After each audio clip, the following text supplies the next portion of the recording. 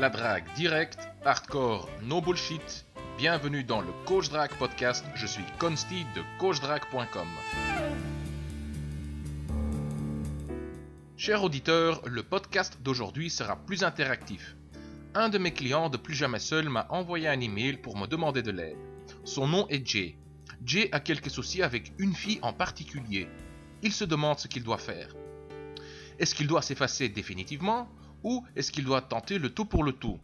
Au lieu de lui répondre par email ou dans un article sur le blog, comme j'ai l'habitude de le faire, je lui ai carrément proposé une consultation téléphonique et il a accepté.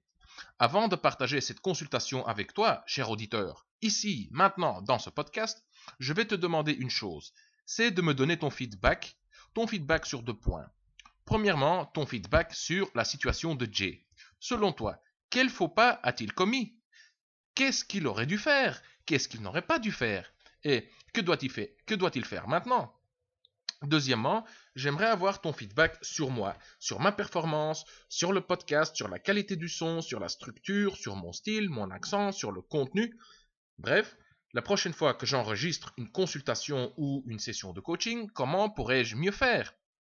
Ton feedback, tu peux me le donner dans les commentaires en dessous de ce podcast sur le site du Coach Drague Podcast. Et maintenant, voici la consultation téléphonique avec Jay.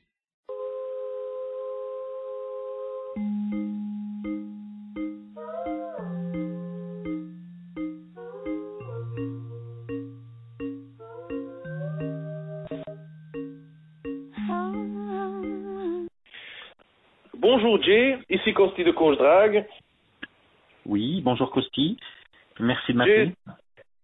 Un grand merci à toi surtout, merci de ta collaboration, merci d'avoir accepté de faire cet appel. Je crois que beaucoup d'hommes se reconnaîtront dans ta situation, enfin je l'espère. Et je l'espère. Nous allons essayer de t'aider, de débloquer ta situation. En guise d'introduction, nous allons d'abord nous mettre d'accord sur quelques points. Ensuite, tu nous donneras un petit résumé de ta situation. Et après le résumé, nous essaierons de débloquer la situation. Nous essaierons de résoudre le problème et de t'apporter des solutions concrètes, des actions à entreprendre. Donc, idéalement, à la fin de cet appel, tu sauras que dire, que faire, comment le faire pour débloquer la situation, pour avancer. Ce serait idéal, oui, effectivement. D'abord, mettons-nous d'accord. Tu comprends que cet appel est enregistré et qu'il sera publié comme podcast sur le site de Coach Drague. Oui, pas de souci. Ensuite, la durée de cet appel sera idéalement de 30 minutes. Donc, nous devrons aller droit au but. Oui, voilà. C'est parfait. C'est ma devise, donc il n'y a pas de souci. Parfait. Alors, on peut commencer. Est-ce que tu peux nous donner un petit résumé de ta situation avec cette fille? Oui, sans aucun problème. Alors, c'est une jeune fille que j'avais rencontrée par Internet, sur Facebook. Je m'en souviens plus exactement comment s'est procédé cette demande de contact. Toujours est-il que c'est un ajout qui a été fait sur Facebook et c'est une personne que j'ai pu voir sur son lieu de travail. Elle est hôtesse d'accueil dans une station de service. Et donc on se voyait soit quand moi je venais m'alimenter en carburant pour mon véhicule, soit on s'échangeait quelques messages via Facebook ou sur SMS téléphone, et il nous arrivait de nous voir, j'ai presque envie de dire une fois l'an, autour d'un café, avec un moment bien convivial où on parlait de tout, de rien et on plaisantait un peu comme des amis. Voilà. Ça, c'est la base. Ça fait à peu près 4 ans que ça a duré comme ça. Jusqu'à l'été dernier, où sur son Facebook, elle avait noté que elle exprimait un ras-le-bol de sa situation professionnelle. Voilà. Moi, j'ai perçu ça vraiment comme un appel en détresse. C'était pas juste un ras-le-bol comme on peut l'avoir parfois dans une journée. Voilà. Donc je me suis manifesté via Facebook en lui disant que j'avais peut-être quelque chose pour elle, une proposition à lui faire. Voilà. Ça avait l'air plutôt de l'intéresser. Voilà. Et un jour, j'ai voulu lui faire la surprise. Elle manifestait toujours ce ras-le-bol à son travail. Donc, j'ai voulu la soutenir. Et je voulais marquer le coup, mais vraiment sans arrière-pensée, vraiment, je veux dire, presque comme un ami, même si on l'était pas réellement. J'ai débarqué à son travail avec une rose en main. Et je lui ai parlé de cette proposition. La rose, c'était simplement pour lui remettre un petit peu le sourire sur son visage, lui marquer, lui donner une marque de soutien. Voilà. Et donc le travail l'intéressait, mais de par son expérience passée, dans sa relation sentimentale passée, elle a eu un souci. Son ex l'avait battue. Et donc, elle avait perdu un peu confiance en elle. Et elle n'osait pas trop croire à ma proposition. Voilà, parce qu'elle y voyait un décalage entre ce que je lui proposais et ce qu'elle faisait. Voilà, donc j'ai passé beaucoup de temps avec elle, par téléphone, par Facebook, on se voyait donc beaucoup plus. On allait dîner ensemble, on prenait un verre ensemble, et je m'évertuais à lui redonner confiance, à croire en elle. J'insistais beaucoup sur ces points-là. Et puis en faisant la comparaison de moi, ce que j'ai pu voir sur mon lieu de travail, de mes collègues, des gens que je côtoyais professionnellement. Moi, j'estimais qu'elle n'avait rien à envier. Voilà. Et entre nous, il y a eu un climat qui s'est installé, un climat un peu plus qu'amical. C'était plus que de l'amitié. C'était pas de l'amour non plus. Mais il y avait vraiment un jeu de séduction qui s'était installé entre elle et moi. Un jeu qui nous faisait beaucoup rire et en même temps avec beaucoup de déconsidération. C'est quelqu'un qui aime vraiment beaucoup plaisanter et j'ai envie de dire moi plus encore. Voilà. Jusqu'à ce qu'à un moment, par des échanges d'SMS, on se taquinait, on se faisait un petit peu de déconsidération. Il y avait, à un moment, un échange où elle me demandait ce que j'attendais d'elle. Et quand elle m'avait envoyé ce message-là, j'avais compris que finalement, j'allais la perdre, voilà. Parce que c'était pas encore de l'amour que j'éprouvais et en même temps, je comprenais que je voulais pas qu'elle sorte de ma vie. Donc, voilà. Et il y avait un petit silence pendant une petite journée. Ensuite, je me suis manifesté à elle en lui disant que je n'avais pas besoin d'être avec elle, mais que j'avais envie d'être avec elle. Pour moi, c'était une différence énorme.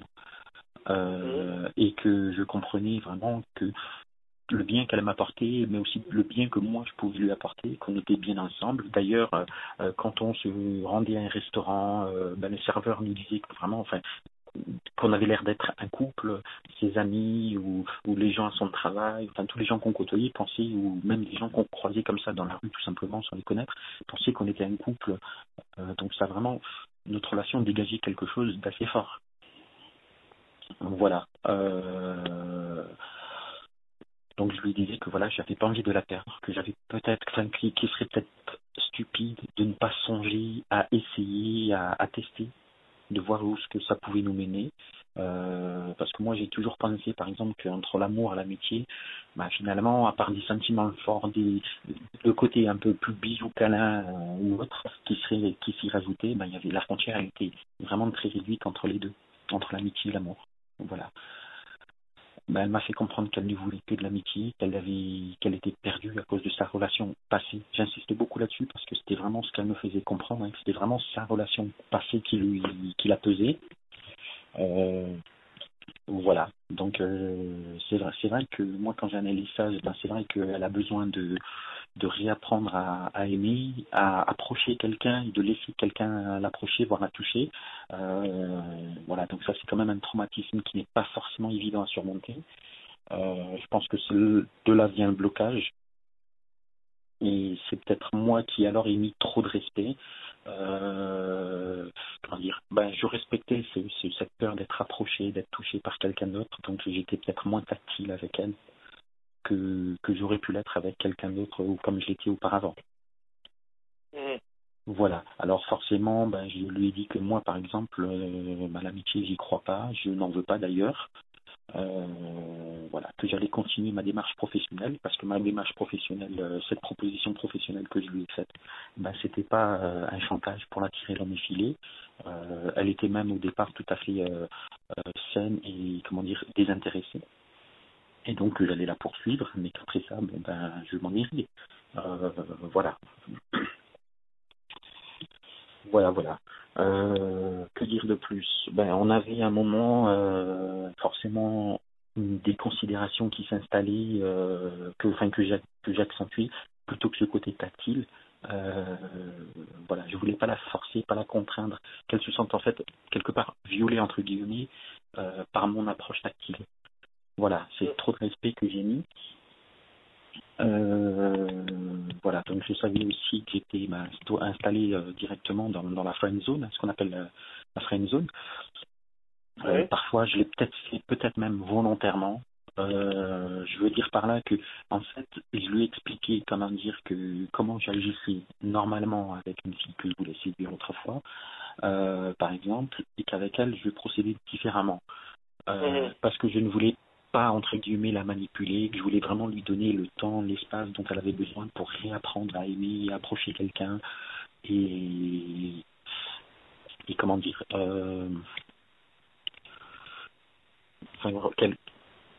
j'attendais d'elle finalement simplement qu'elle me dise je veux bien essayer avec toi, ça prendra peut-être du temps, ça ne veut pas dire voilà qu'on sort ensemble, qu'on est ensemble, mais qu'on essaye de se reconstruire l'un et l'autre, parce que moi aussi je sortais d'une relation passée qui m'avait beaucoup marqué.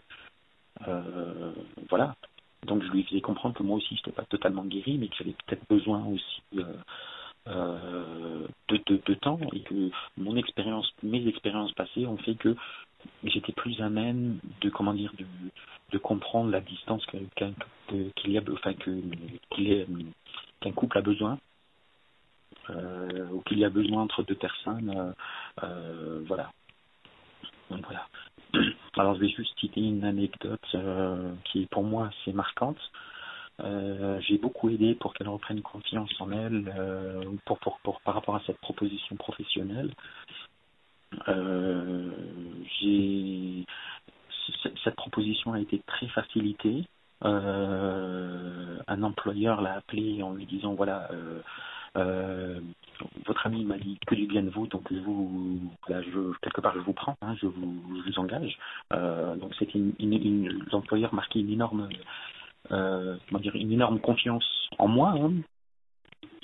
Voilà, ce qui m'avait quand même un peu surpris.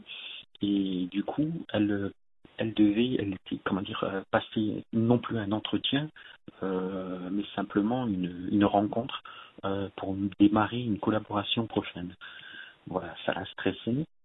Et moi, je lui disais au quotidien que finalement, elle devait peut-être simplifier sa vision des choses, qu'elle n'avait rien à perdre et vraiment que à gagner, donc qu'il n'y avait pas de raison de stresser, que parfois il y avait un chemin tout droit qui s'ouvrait à elle, devant elle, et qu'elle était peut-être parfois plus à gauche ou plus à droite.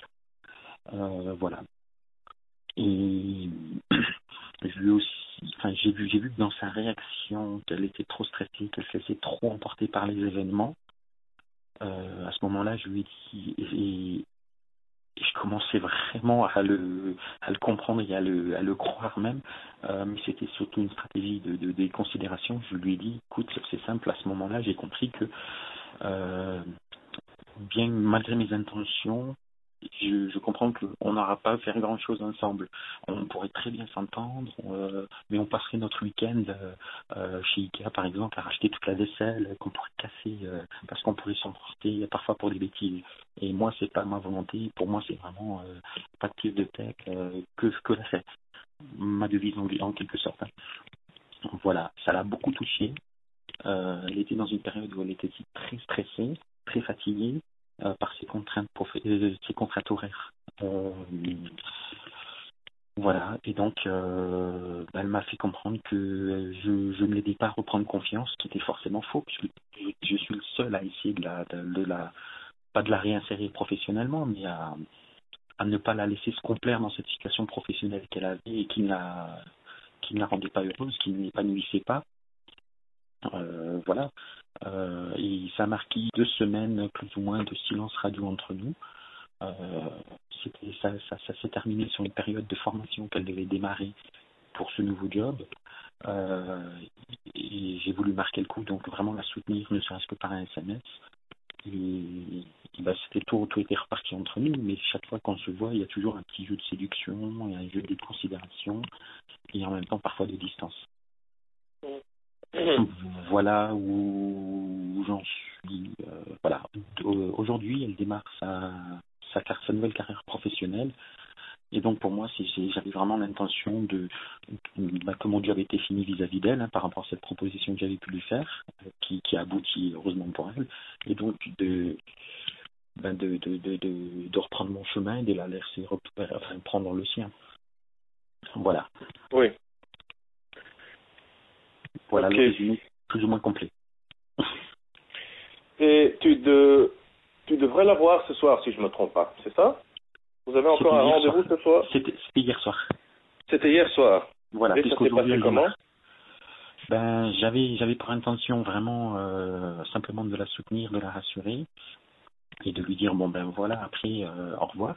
Elle me fait comprendre avec vraiment un sourire complice en disant non, ce sera pas la dernière, et voilà.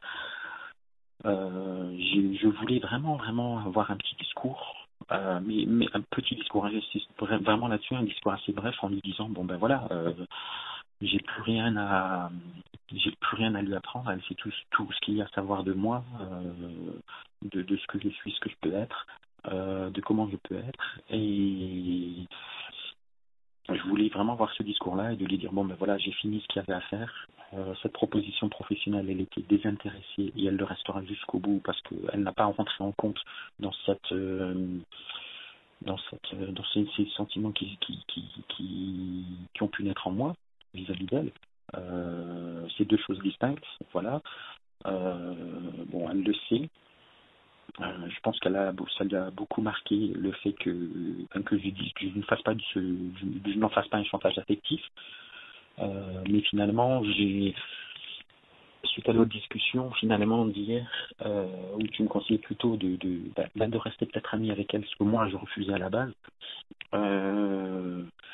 Moi, je voulais plutôt peut-être tenter le tout pour le tout, voir essayer de l'embrasser et vraiment tenter le tout pour le tout.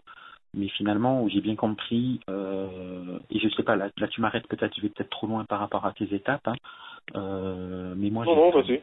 Suite à notre discussion d'hier, j'ai vraiment compris que je suis dans la friend zone, que c'est pas forcément mauvais, parce que ça veut quand même dire qu'il y a un partage de valeurs communes, voilà, mais que j'ai été trop ami et pas assez amant.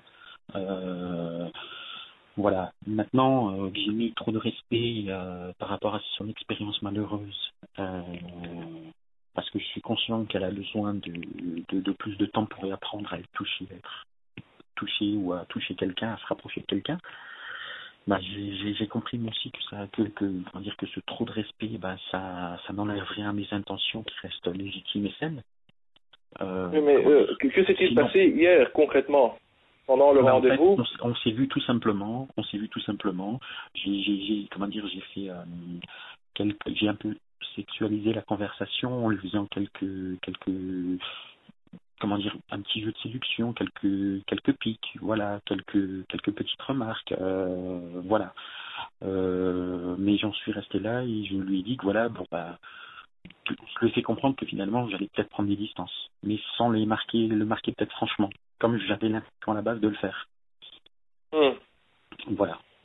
Donc le discours que tu avais l'intention de tenir, finalement, tu l'as un peu modéré, pour ainsi dire.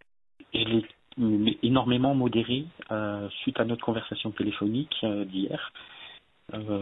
Voilà, où j'ai compris que si je tentais le tout pour le tout, peut-être par un baiser ou vraiment par une approche directe, un peu rentre dedans, et que je n'apportais rien de nouveau à la situation jusqu'à maintenant, et donc qu'elle camperait forcément sur ces positions-là, et que ce serait plus facile pour elle de me rejeter plutôt que de se dire il y a quelque chose de nouveau qui pourrait me donner envie de ou de me dire je me trompe vis-à-vis de lui. Voilà, ça je l'ai vraiment bien compris. Et on va y revenir car c'est un point c'est assez important. Il faut bien clarifier les choses concernant l'amitié, la friend zone. Quand est-ce qu'il faut l'accepter, quand est-ce qu'il ne faut l'accepter, comment il faut l'accepter et comment il faut la refuser, tout simplement. Et là, je crois qu'il y a eu un malentendu. J'ai quelques petites questions supplémentaires à te poser. Je t'en prie. Donc, tu viens de me donner un résumé de la situation, de ton histoire avec cette fille. Maintenant, est-ce que tu peux me décrire le problème en une seule phrase? Si tu pouvais résumer voilà, le problème tout simplement, voilà, en une seule phrase.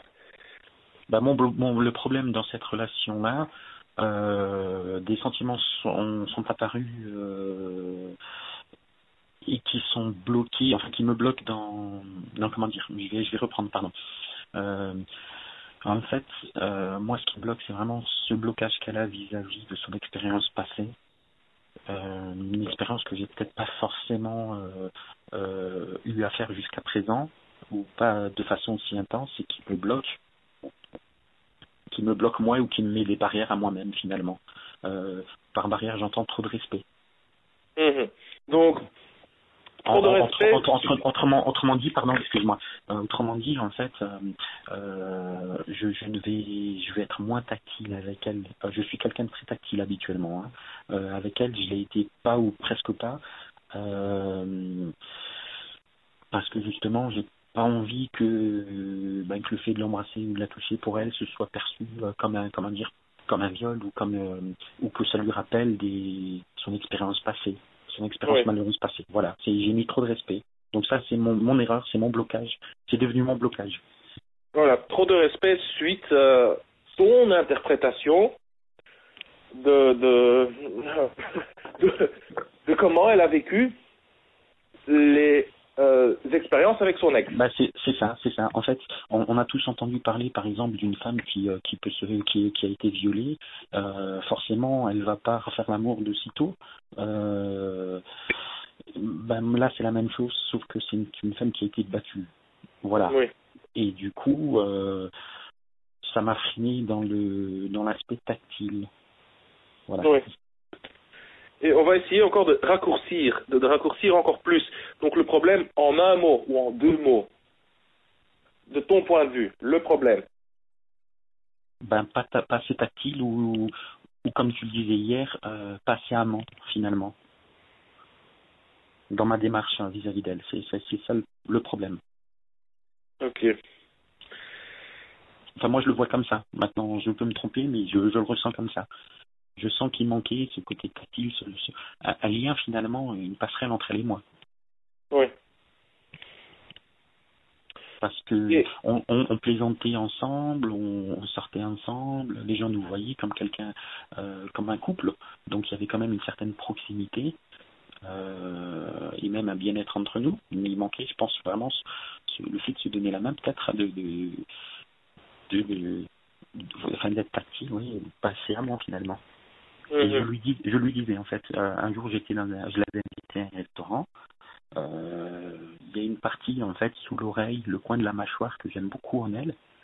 Je lui avais demandé quelles étaient ses défauts, ce qu'elle n'aimait pas en elle.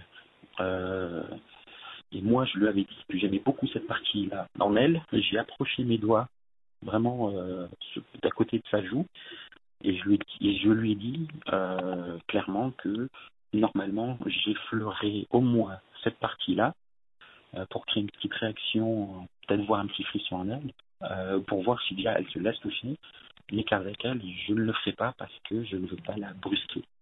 Oui. Et ça m'a, c'était comme ça s'apparente à se tirer une balle dans le pied finalement. Parce que je n'ai pas été normal. Tout à fait, oui. Et peut-être, et je vais peut-être plus loin, tu m'arrêtes si je parle trop, mais du coup, peut-être que c'est là où j'ai raté une marche. C'est peut-être, ça l'a peut-être aussi, elle, peut-être trop rappelé son expérience passée et pas assez permis de surmonter ça ou de l'oublier, de le mettre au moins de côté. Et du coup, moi j'ai raté une marche, j'ai mis trop de respect, mais pour moi c'est clair qu'il y avait de l'attente de sa part et j'ai pas su y répondre. Voilà. Je suis d'accord avec ton interprétation. En montrant trop de respect, en ne l'embrassant pas, en évitant de la toucher, quelque part tu confirmes le passé, tu l'accentues, tu le dramatises.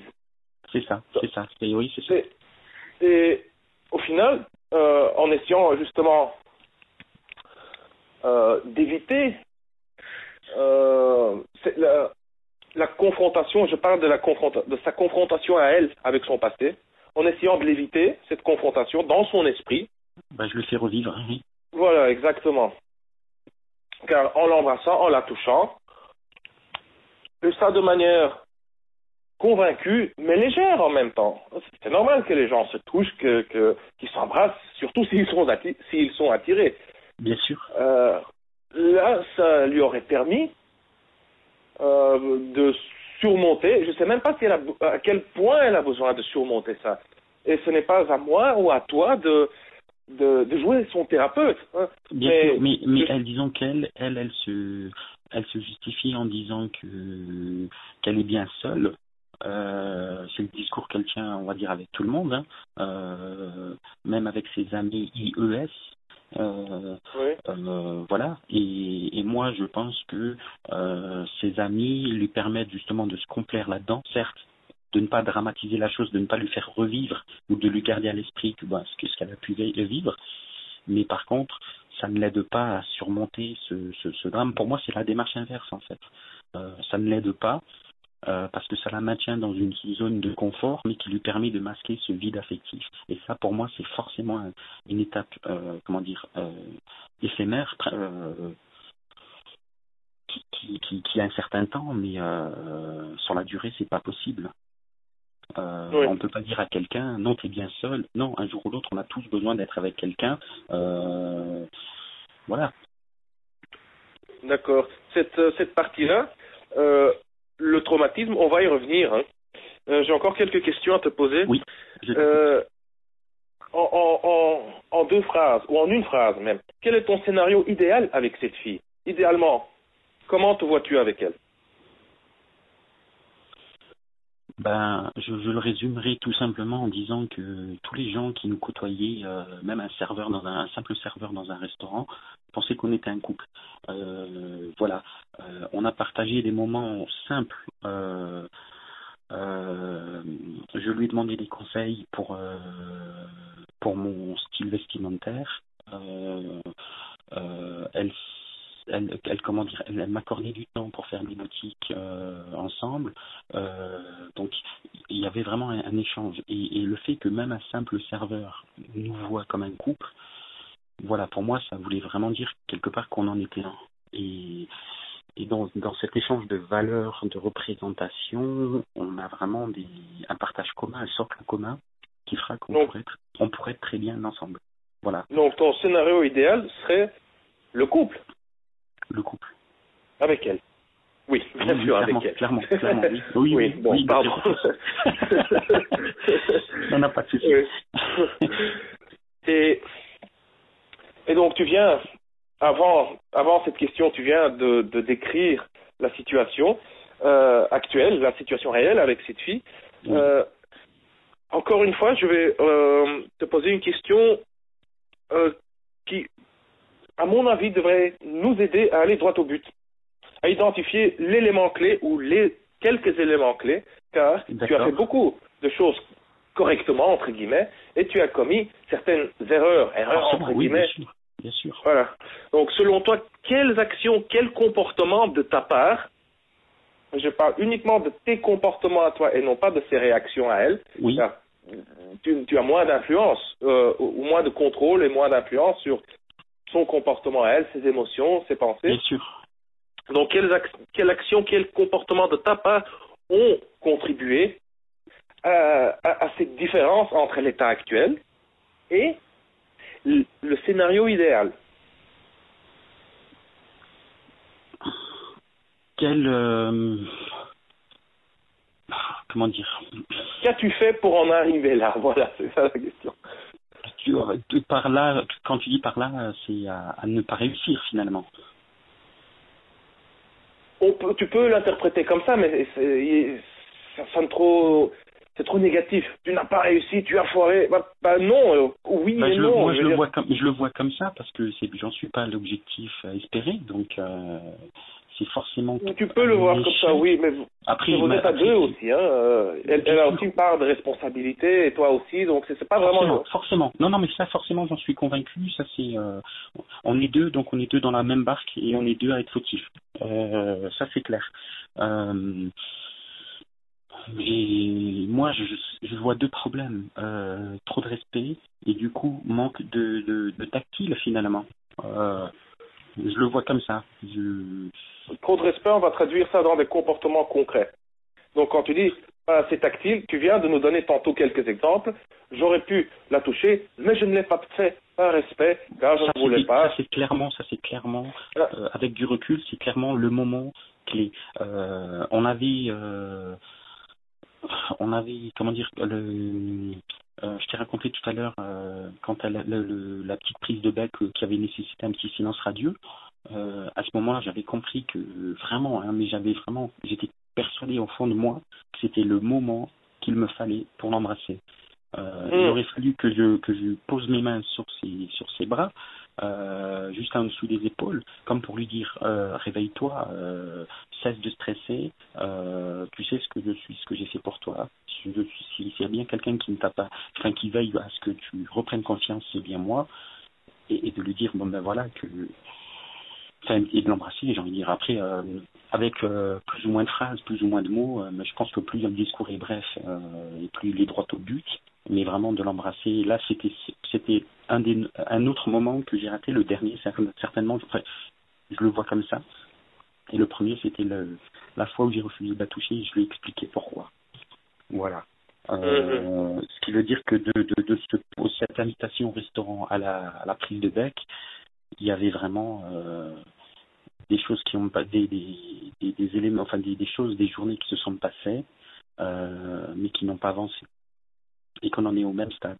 Et je suis persuadé que si elle ne voulait que de l'amitié de ma part, sachant mes intentions, mes sentiments pour elle, elle aurait coupé court. Proposition d'emploi ou non, elle aurait coupé court. Voilà, donc pour moi ça marque un intérêt ou au moins une volonté de ne pas me perdre. Après c'est parfois difficile de dire tout de suite ben voilà j'aime quelqu'un, c'est plus des sentiments qui naissent au quotidien à travers les actions qu'on peut mener, voilà, mais c'est deux moments clés que j'ai ratés, mais encore une fois par ce trop de respect. Oui. J'en reviens toujours. Moi, je le vois comme ça. C'est vraiment, je crois qu'on pourrait parler des heures et des heures. Je pourrais te citer d'autres exemples où j'ai essayé de provoquer un petit peu de jalousie de sa part, où je voulais parler d'autres fréquentations. On en reviendra à la même chose, je pense. Trop de respect. Je pense aussi trop de respect.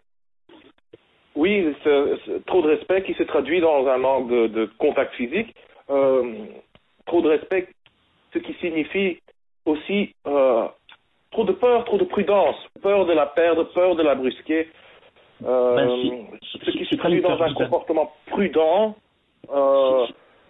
plus réactif.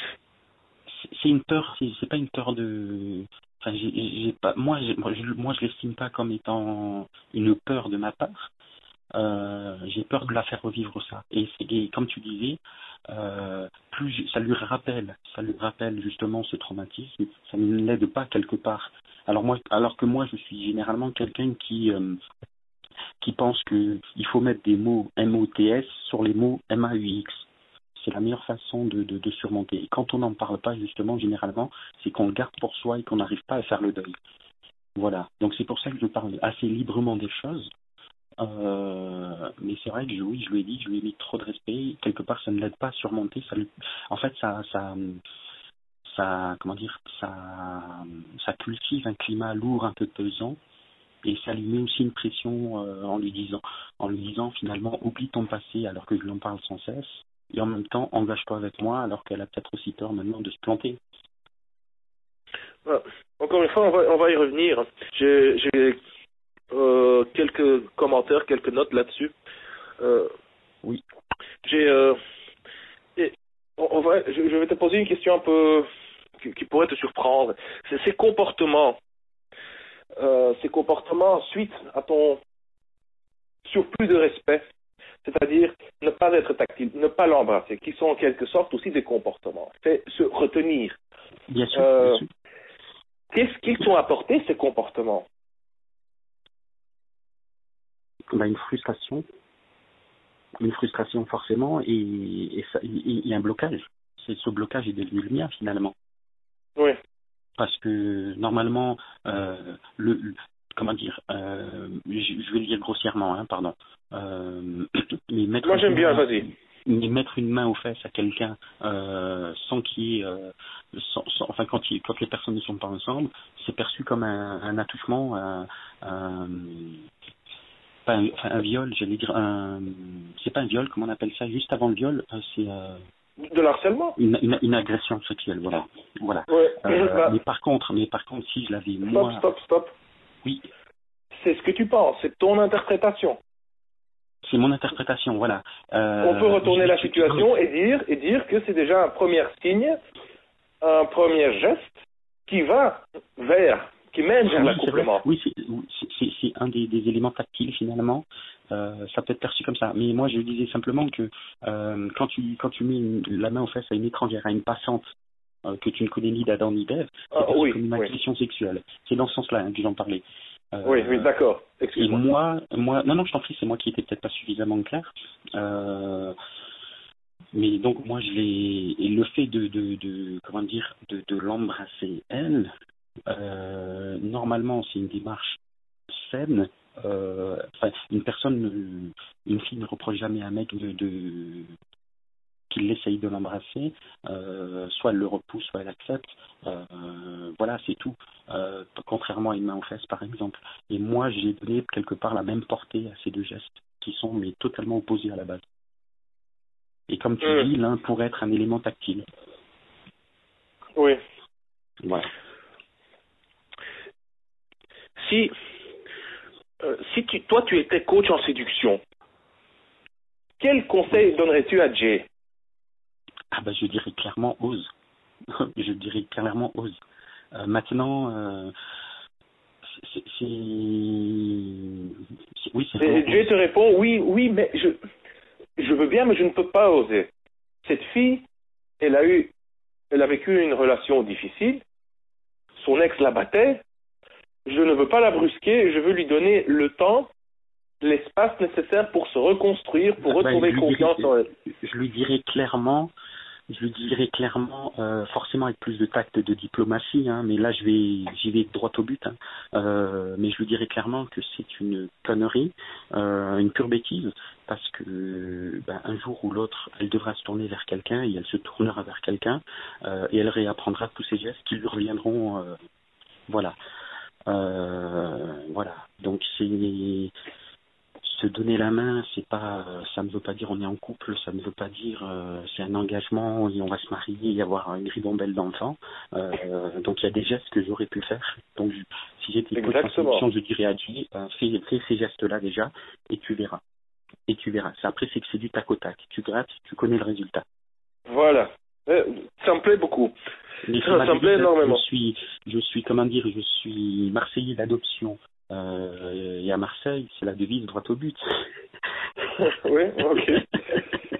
Voilà, mais tu sais, très souvent, il y a une fossé, parfois une grande fossé entre ce qu'on pense et ce qu'on fait.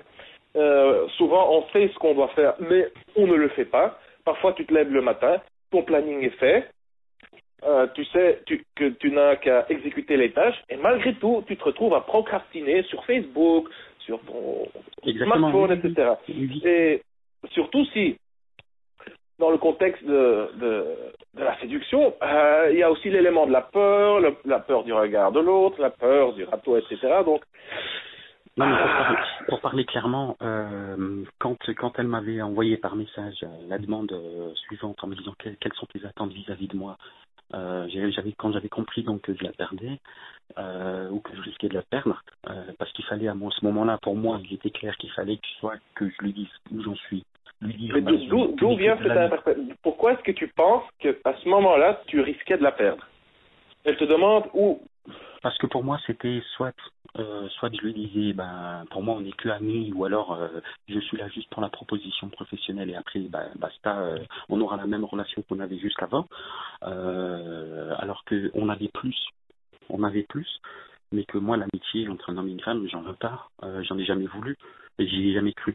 Voilà, bon, ça, c'est des valeurs qui m'appartiennent, hein, mais voilà. Et du coup, s'il n'y a pas ça, ça voulait dire qu'il y avait des sentiments. Et moi, à ce moment-là, j'ai compris que je voulais qu'elle sorte de ma vie, qu'effectivement, tout le monde nous voit ensemble, et ça veut dire qu'on est bien ensemble. Mais après, c'est pas parce que les autres l'ont dit que je le pense. Hein. Je ne suis pas un mouton. Mais voilà, pour moi, c'était vraiment là, il fallait marquer le coup. Et moi, ça m'a ouvert les yeux. Voilà. D'accord. Ok. Moi, j'interprète, j'aurais réagi de manière complètement différente. Pour moi, c'est juste un indice qu'elle y pense déjà. Elle y pense. Qu'elle y pense déjà. Et qu'est-ce que je veux dire par elle y pense?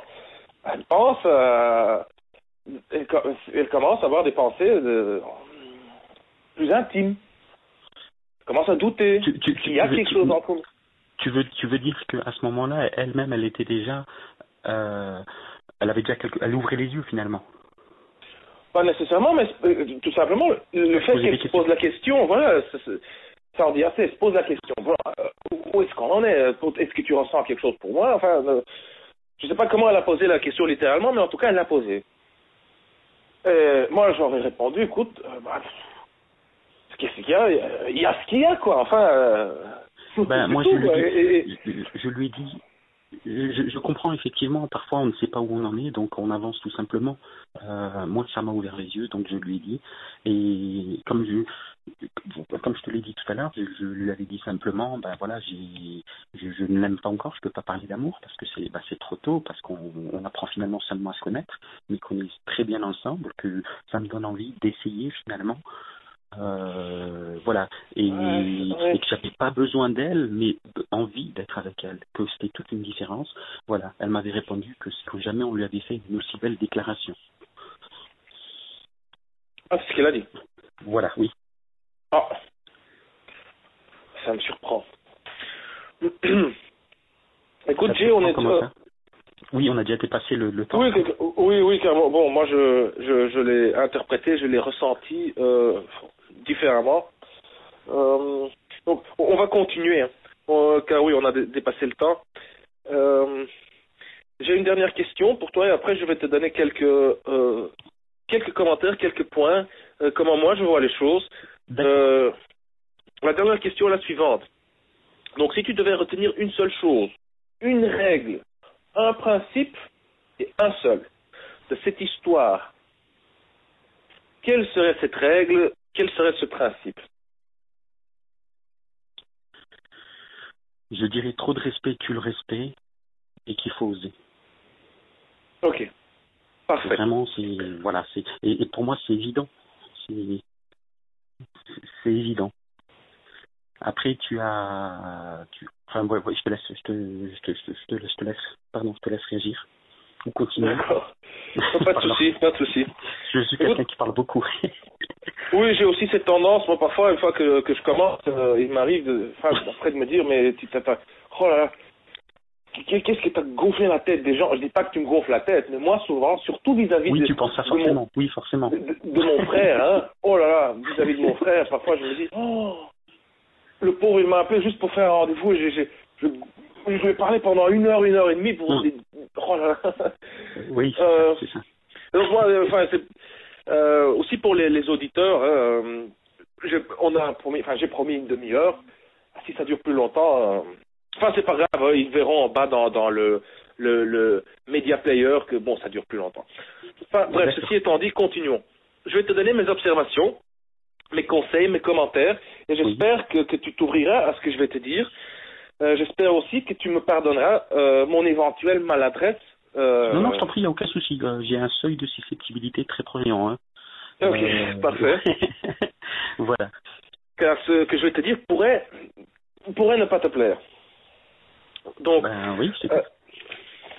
Donc, premièrement, dans tes interactions avec cette fille, ça on le sait déjà, il y a, à mon goût, il y a trop de soins et de bienveillance et trop peu de tension sexuelle.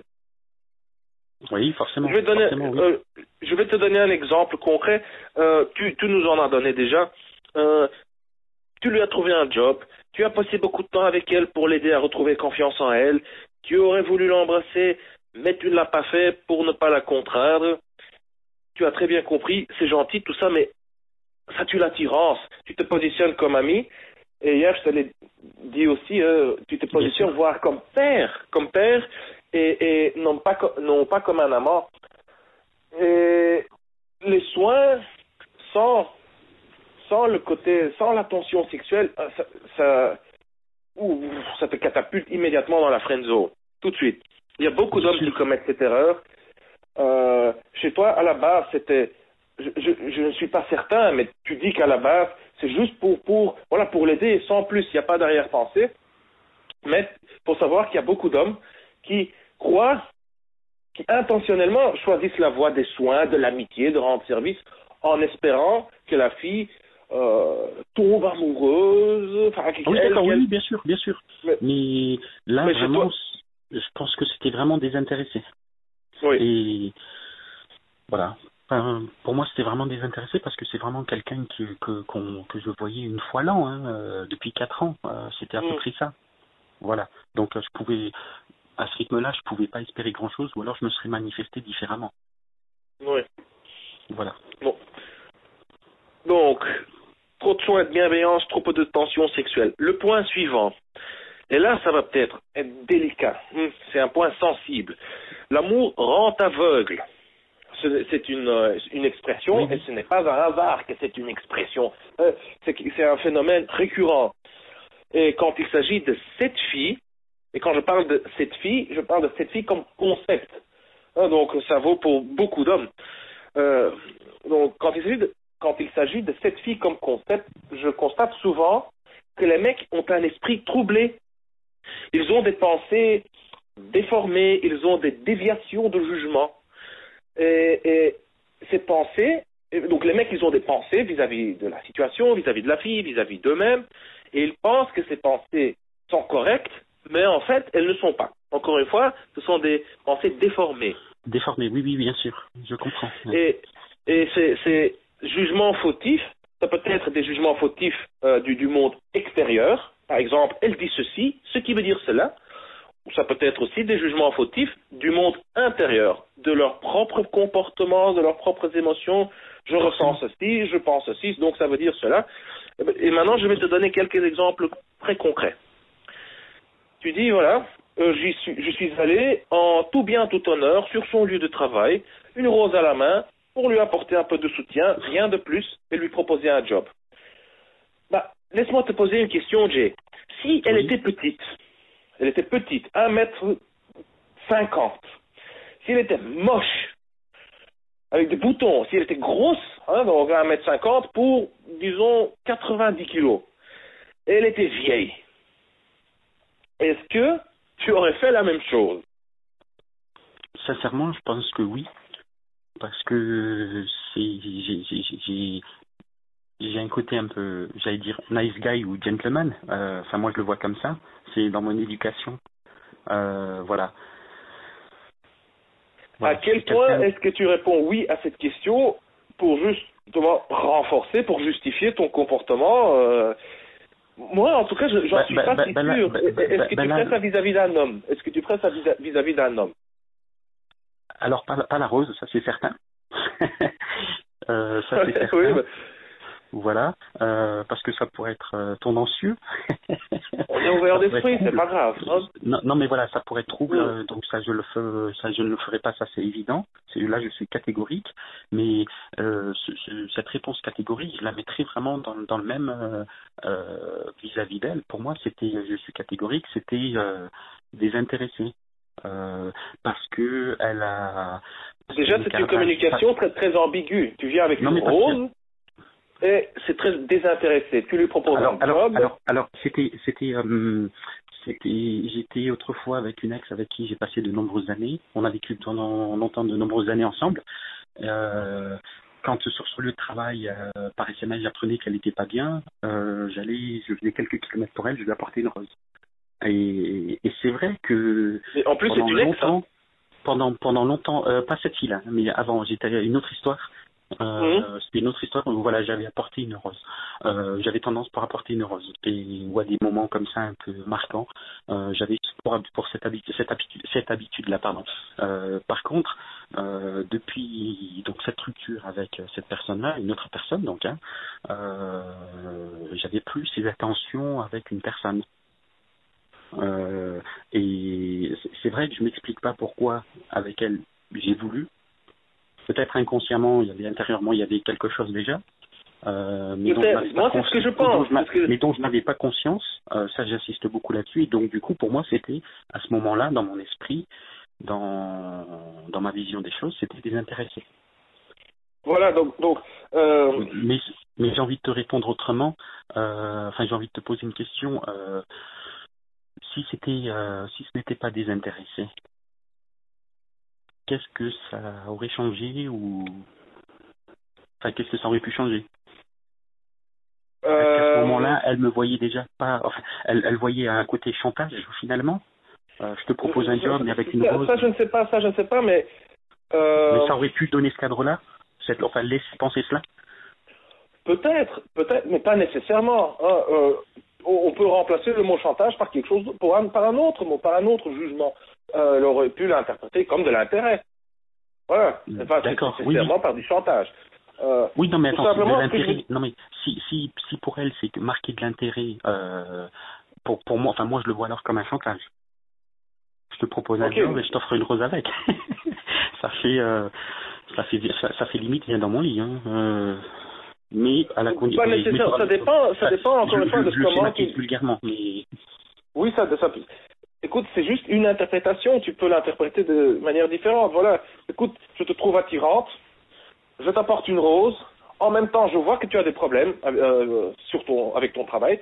Et tiens, si tu veux, je peux te proposer un autre job. Chez nous, il y a un poste libre. Voilà. Donc, tu vois, juste avec cette intonation-là, ça semble déjà pas comme du chantage. C'est juste une énumération de faits. Voilà. C'est un fait. Je te trouve attirante. Pour exprimer mon attirance, je t'offre une rose. Tu veux un job? Voici. Je trouverais ça maladroit parce qu'on n'avait pas de réel, comment dire, échange. On se voyait. Encore un jugement. C'est maladroit dans le sens où tu mêles deux situations différentes. Moi, dans mon habitude, dans ma façon de faire, j'aurais séparé les deux choses alors, l'un après l'autre.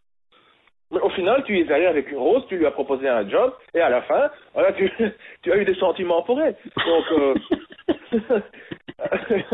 au final, le final revient au même, oui, effectivement. Oui, et c'est le timing, la séquence des événements est aussi importante. Donc, quand je te parle d'esprit troublé, je ne dis pas mais justement, le fait d'amener une rose, quelle que soit elle, son interprétation, qu'elle se dise, il me fait du chantage, ou alors, oui, ça c'est son interprétation, où elle accepte les deux situations, c'est-à-dire que elle accepte le fait que, pour elle, c'est dévoiler un sentiment et en même temps, il y a d'aider quelqu'un.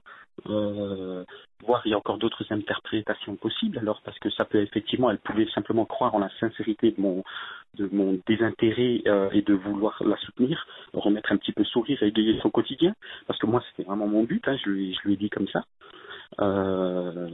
Voilà, sachant qu'elle sortait de la relation passée, que moi à ce moment-là qu'il y a un écartage aussi entre elle et moi, que moi en fait je disais toujours vis-à-vis d'elle que j'étais un peu démoli par la vie, de par mon expérience passée, voilà. Donc oui, je t'en ai peut-être pas parlé de ça, mais en fait pour moi, et je lui disais, si à ce moment-là, parce qu'on en a parlé aussi, si à ce moment-là j'ai débarqué avec la rose avec des intentions, j'aurais été, mais alors j'ai envie de dire, excuse-moi le terme, mais un vrai couillon.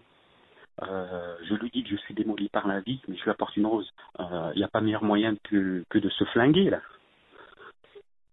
Ça, c'est une démarche suicidaire, voilà, tu vois.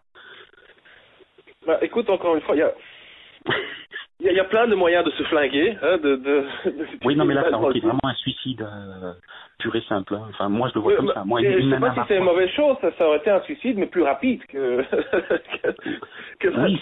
Quoi. Non, mais une nana qui m'approche, moi, avec une rose, qui me dit, oui, je suis démonique par la vie. Mais oui, voilà, non, c'est horrible, quoi. C'est horrible. Voilà. Oui, elle repartira plus vite qu'elle n'est venue. Hein. Je suis d'accord. Je vais te donner un autre exemple. Oui. C'est juste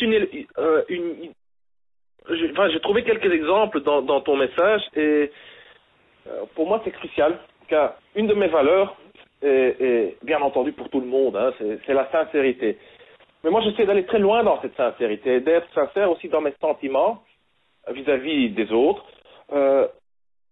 Et là je m'exprime mal car c'est difficile à décrire. C'est difficile à décrire. Tu te heurteras pas ma susceptibilité, hein, donc n'hésite pas sur les mots, même s'ils sont maladroits ou pas les bons. Non, ne t'inquiète pas. Ne t'inquiète pas. J'essaie d'exprimer comment je vois les choses comment dire. Souvent, je constate chez moi et c'est que a posteriori, hein, c'est par après, je constate chez moi que j'ai pas été honnête avec moi-même, j'ai eu des petites justifications, des rationalisations, j'ai minimisé certaines choses, j'ai exagéré d'autres choses. Et ça, même pour tout le monde. Oui, exactement. Et c'est très difficile de reconnaître tout ça, surtout chez soi-même. Mais en même temps, c'est très utile, c'est très enrichissant et très libérateur. Car Parfois, on a des petits moments comme ça où on est bien centré, on est bien cohérent, les pensées, les sentiments, les actions, tout est bien aligné. Et là, on arrive à faire passer un message, on ne peut plus clair et on ne peut plus puissant. Donc c'est pour ça que pour moi, aussi la sincérité est tellement importante, car c'est puissant comme communication, et en plus, oui, il y a des avantages secondaires. C'est simple, de dire la vérité, comme ça, t'as pas à t'occuper l'esprit à retenir tu l'as dit, c'est libérateur, donc voilà. Très libérateur, oui. Et ce qui me manque quelque part chez toi, il y a je dis pas tout le temps, hein, j'ai attention, par-ci par-là, il y a des petits communications ambiguës, des communications paradoxales. Je me dis, là, il n'est pas sincère, et je ne dis pas que tu mens, Non, tu le ressens comme ça, donc c'est un fait. Hein, on ne peut pas. Un mot, quand il sort de la bouche de quelqu'un, il ne nous appartient plus. Donc après, libre à chacun de l'interpréter ou d'avoir son ressenti. Donc ça, je le respecte, il n'y a pas de souci. Mais ce que je pense, c'est qu'il y a des moments où, effectivement, tu as l'esprit, tu as eu des déformations dans tes pensées, des déviations. Je vais te donner un autre exemple. Tu as dit que tu n'avais pas besoin d'elle, mais envie d'être avec elle, et que tu ne voulais pas la perdre. Ce n'est pas clair, c'est contradictoire. Écoute, je n'ai pas besoin de toi, mais j'ai envie de toi et j'ai peur de te perdre. T'as besoin de moi ou pas? D'accord, oui, je comprends ce que tu veux dire. Effectivement, c'est vrai que ça peut paraître contradictoire, ça le semble même. Par contre, je suis quelqu'un qui dit vraiment clairement les choses comme ce que je pense, je le dis. Après, je m'adapte juste au contexte, donc en faisant preuve de plus de tact ou de diplomatie. Mais je ne tourne pas autour du pot généralement. Et avec elle, vraiment, elle me demande quelles sont tes attentes vis-à-vis de moi. Dans ce cas-là, j'ouvre les yeux et je me déclare parce que c'était à ce moment-là que pour moi j'ai ouvert les yeux. Si mes yeux avaient été ouverts avant, c'est bien avant que je me serais déclaré. Mais je n'attends pas midi à 14h. Je me manifeste directement. Et je pense que vis-à-vis d'elle, j'ai toujours été clair puisque je lui disais non, je ne veux pas de l'amitié. C'est un job que je te propose. On va finir on va aller jusqu'au bout de cette démarche-là. Mais après, je m'en irai parce que elle a fait un choix, ce qui semble être un choix pour moi, erreur de ma part ou pas, comme elle a des erreurs, mais j'ai toujours tout dit, j'ai toujours été clair avec elle et j'ai pas dit les choses, 20 ans après. Donc c'est toujours sans tarder que je dis les choses. c'est vrai que je cogite un peu trop, parfois je me torture trop l'esprit, ça oui. C'est ce que je pense, que là, dans ce que je viens de te dire, qu'il y a il y a deux intentions, il y a deux intentions quelque part deux intentions contradictoires, deux intentions, deux intérêts en conflit. Donc d'une part, tu vas être sincère, clair et direct, quoi. Mais d'autre part, tu veux pas te montrer en besoin, en manque. Et ça se traduit dans une communication ambiguë. Donc, oui, je n'ai pas besoin d'elle, c'est quelque part de montrer désintéressé, je suis indépendant, je reste non, c'était pas par rapport à cet esprit, cet état d'esprit de prix ou de manque, c'était pour montrer finalement que j'étais pas comment dire, j'allais dire je suis pas en manque, c'est-à-dire que comment dire, j'étais pas le mec fidèle qui allait la harceler, que je ne ferais pas comme ça en fait, c'était mon expression elle était peut-être maladroite, mais ça voulait quelque part dire ça, plus que je suis un crevard finalement, excuse-moi le terme. Voilà, je suis pas un chien, mais je ne serai pas le mec qui va te coller sans arrêt. Qu'est-ce que tu fais, où tu es, on se voit, t'as 5 minutes de libre, allez hop, on se voit. C'était vraiment pour lui dire ça, j'ai pas besoin. C'était vraiment l'histoire de lui dire, tu as tout le temps. Mais je lui ai dit, c'est un détail très important. C'est un détail très important, et c'est le détail suivant, c'est le timing. Et tes intentions qu'il y a derrière.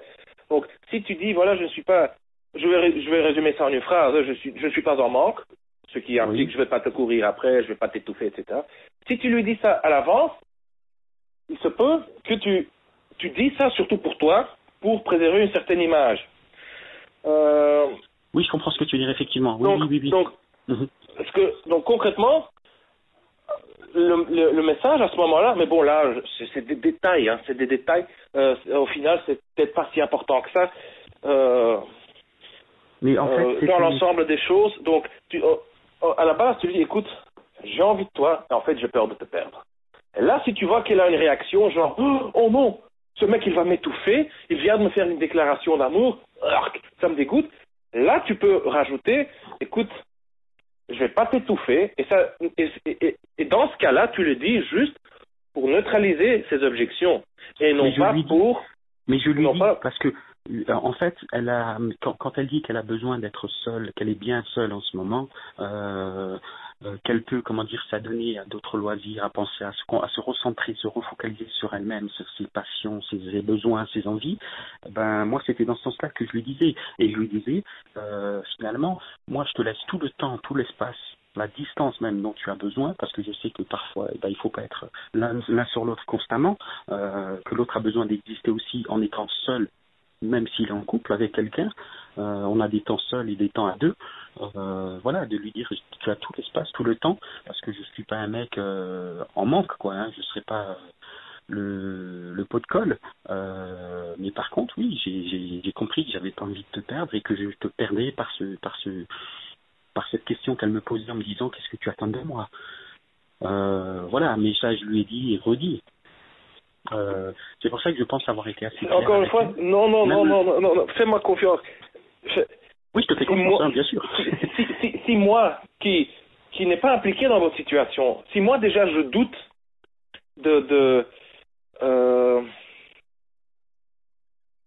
Oui, si tu doutes de cette sincérité-là ou de cette approche, forcément, oui. Oui, et encore une fois, quand on emploie le mot sincérité dans ce contexte, ça peut paraître comme étant intentionnel. Tu n'as pas été sincère. Non, c'est pas, tu n'as pas été sincère, il y a une ambiguïté, des contradictions dans tes messages, et tu peux dire ce que tu dis. Mais est-ce vraiment ton intention? Est-ce que c'est vraiment perçu comme ça? Moi, en tout cas, je le perçois pas comme tu le dis. Hein.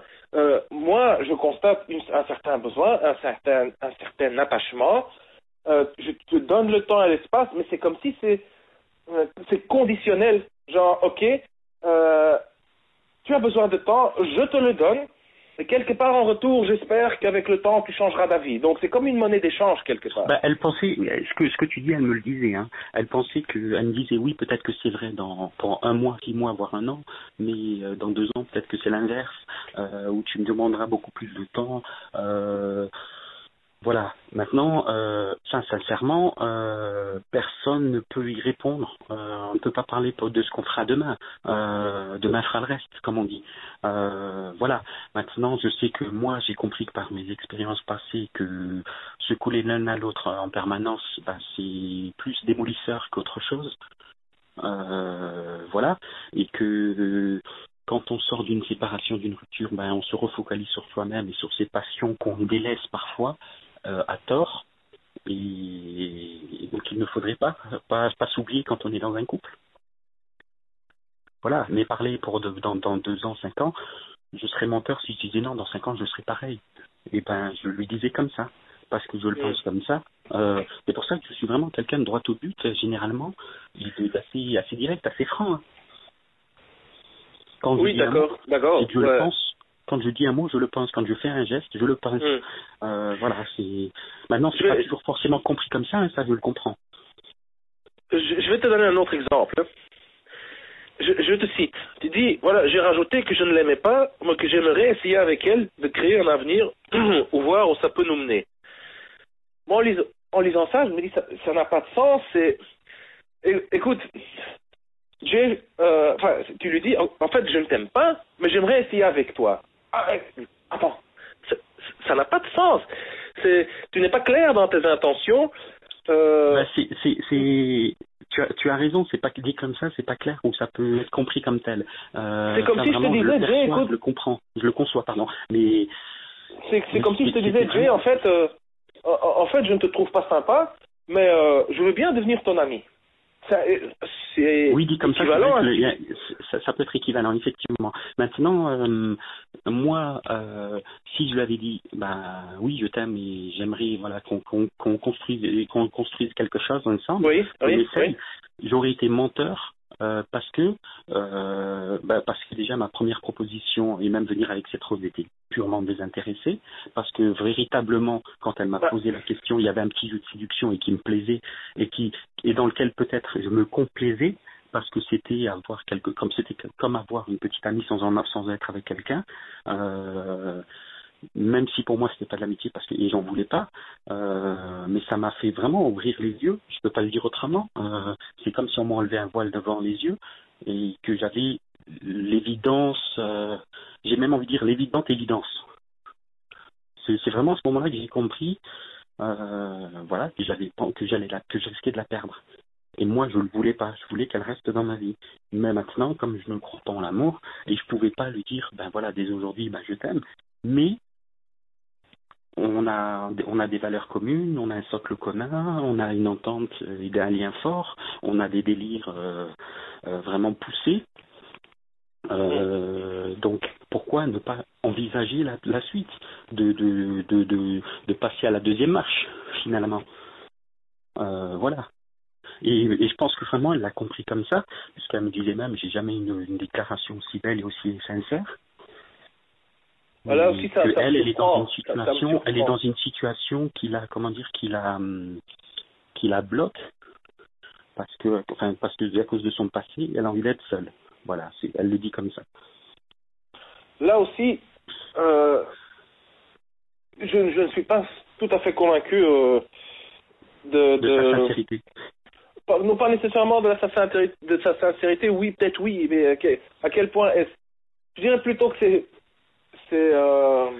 conditionnel. Ça dépend des circonstances. Ça dépend du mec aussi. Ça dépend du mec. Quelque part, peut-être, sûrement, quelque part, c'est pour ne pas te blesser. C'est certainement pour ça. Moi, j'ai perçu comme ça. C'est comme quand quelqu'un que tu n'aimes pas physiquement, tu le repousses, tu lui dis c'est pas toi, c'est moi. L'excuse bateau, mais qui passe partout. Oui, voilà. Oui, exactement. Si elle rencontre un mec qui la fait vibrer, qui l'excite, qui lui procure des émotions fortes, elle aura un autre discours, ça c'est certain. Pour lui, mais chez lui c'est différent, j'ai des sentiments pour lui.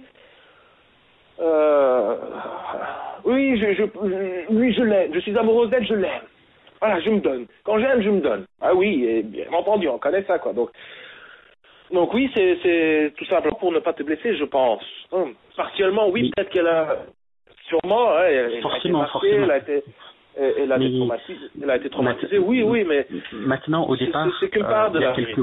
Il y a quelques mois, elle me disait qu'elle était, qu'elle avait encore des sentiments pour son ex, malgré tout, ce qui a pu se passer, parce qu'il avait quand même des bons côtés.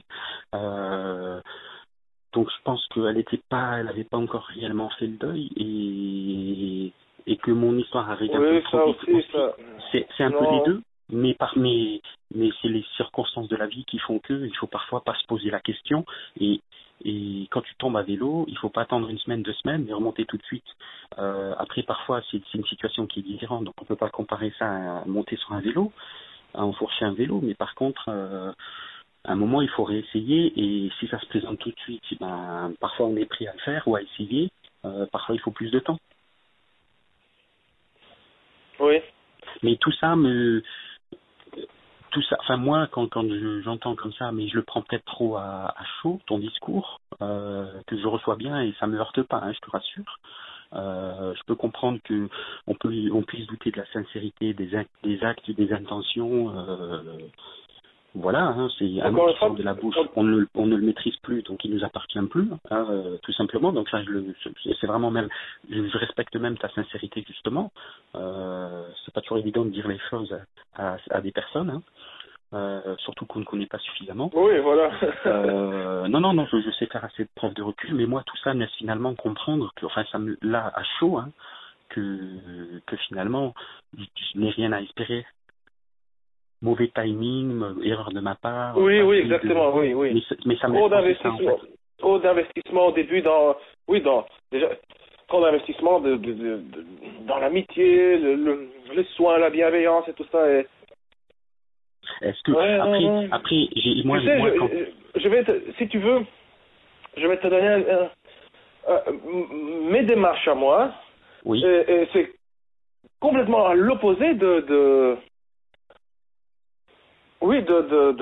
comment toi tu t'y es pris avec cette fille. Donc dès que je vois, parce que aussi je sais que si je commence trop à m'investir juste dans le platonique et si je commence à ressentir des choses pour cette fille, plus le temps passe, plus c'est difficile de passer de l'autre côté, quoi. Donc bien sûr. Déjà, c'est juste une simple règle.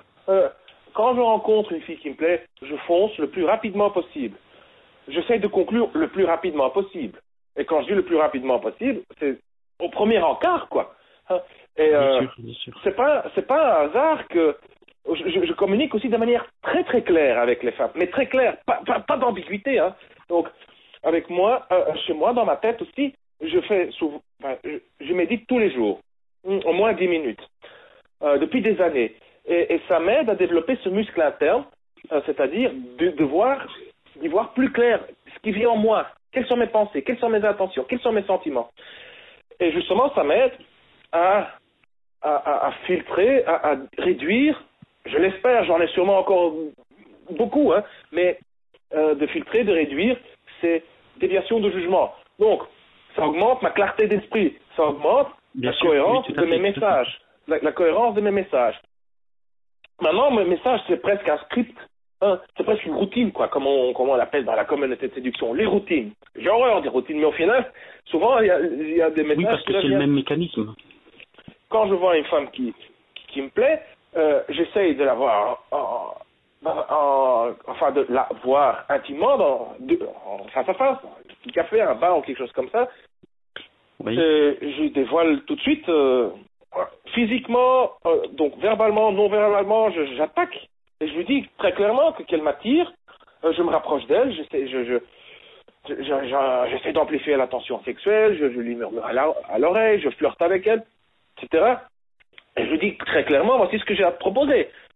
Là, j'ai une femme, j'ai un gosse, j'ai une vie de famille, toi tu me plais, je te trouve attirante, je veux bien devenir ton amant. Voilà. Et rien d'autre, n'attends rien à long terme de ma part. Enfin, si, à long terme, je veux rester... Si ça tout se passe bien, je veux rester longtemps ton amant, ça oui, mais pas de... Je vais Oui, bien quitter sûr. ma femme, etc. Donc, c'est très clair tout ça, c'est très clair. Et je leur dis aussi, il m'arrive d'avoir des sentiments pour les femmes que je rencontre, carrément d'être amoureux. Mais t'inquiète pas, si je tombe amoureux de toi, je te le dirai, et ça va rien changer dans mon comportement. Je reste chez ma femme. L'état amoureux est un état temporel. C'est comme avoir faim, sauf que l'état amoureux dure un petit peu plus longtemps. Enfin, bref, Oui. je suis donc Non, mais je très comprends clair. Très clair. Car je sais comment ça marche, je sais comment les sentiments viennent, comment ils partent, je sais que les émotions fluctuent, je sais que l'état amoureux est temporaire, ça vient, ça va, c'est lié au désir, je sais que ça influence les pensées, je connais l'impact des émotions sur les pensées et l'impact des pensées sur les émotions. Donc, il n'y a pas d'ambiguïté. Moi, j'investis surtout pas dans le côté platonique, a priori. Donc, il y a tout de suite, dès le début, un élément sexuel carrément, dès le début. C'est là que je mets l'accent. Et parfois, il m'arrive, oui, d'avoir de la sympathie pour une fille et de me dire, tiens, oui, l'amitié me plaît bien aussi avec toi. Et parfois avec d'autres, c'est l'amitié, mais je m'en bats les couilles complètement, quoi. Toi, tu me plais pour le cul, quoi. Voilà, Oui, forcément, on est des oui, amis, on est des amis, bon, non. Voilà, c'est juste pour le cul. Voilà. Et je le dis, quoi, clairement. Et ça marche plutôt bien, quoi. Étonnamment, ça marche très très bien. Moi, je ne comprends pas pourquoi il y a tellement de mecs qui ont peur. Peur de se dévoiler, peur de... Moi, j'ai pas peur de me dévoiler parce que moi, je pense que par étape, au fur et à mesure que j'évoluais dans cette relation et que moi-même j'ouvrais une porte ou un voile s'enlevait devant mes yeux, j'en parlais, je mettais des mots sur les mots. Donc voilà. Tu as le droit de changer d'avis à un moment, et supposons qu'au début, vraiment, sincèrement, même pas inconsciemment, que tu étais tout simplement, réellement, juste, tu voulais juste l'aider sans plus. Et si après un certain temps, si réellement les sentiments sont apparus après un certain temps, tu as le droit de changer d'avis. Tu peux. Oui, moi, je l'aurais regardé en face et je lui aurais dit, écoute-moi, écoute-moi. Je lui ai dit, écoute-moi. Au début, vraiment, c'était comme ça. Et maintenant, oui, j'ai des sentiments pour toi. Point. Oui, j'ai peur de te perdre. Oui, maintenant, je t'aime. Oui, je te veux. Oui, je te désire. Voilà. Et si je te perds, tant pis pour moi. Voilà. Tant pis, voilà, oui, c'est ça. Non, mais jusque-là, c'est ce que j'ai fait. Maintenant, j'ai pas fait cette approche tactile, trop de respect. Mais sinon, pour la sincérité ou l'avancée et la découverte ou le franchissement de nouvelles étapes, pour moi, ça a toujours été clair et je me suis toujours exprimé là-dessus. Sans passer par des sous-entendus ou des détours. Oui. Et maintenant, on va passer à la dernière erreur. Ça aussi, c'est quelque chose à éviter absolument dans le futur. Et c'est à mon avis, c'est l'erreur là. Oh, oui, nouveau l'erreur. J'aime. Manque de vocabulaire, mais j'aime pas ce mot erreur. C'est comme si tu as fait quelque chose de mal. Tandis que voilà, c'est pas nécessairement bien ou mal, c'est juste une action qui a engendré une réaction, etc. Donc, mais juste, on va l'appeler ça comme ça, l'erreur la plus grave, et qui est un comportement à éviter dans le futur. Donc, pour moi, c'est cette manque de clarté dont je te parle tantôt. Ça, pour moi, c'est là où il y a le plus de potentiel de croissance, de développement personnel, oui. pour le futur. Mais maintenant, ce dont je vais te parler, à mon avis, c'est le comportement ayant eu le plus grand impact négatif, qui ont engendré le plus d'émotions, de pensées, de paroles toxiques. Et c'est que tu t'es positionné comme un guérisseur quelque part. Comme un guérisseur. C'est lourd, c'est pesant, c'est étouffant, c'est même repoussant.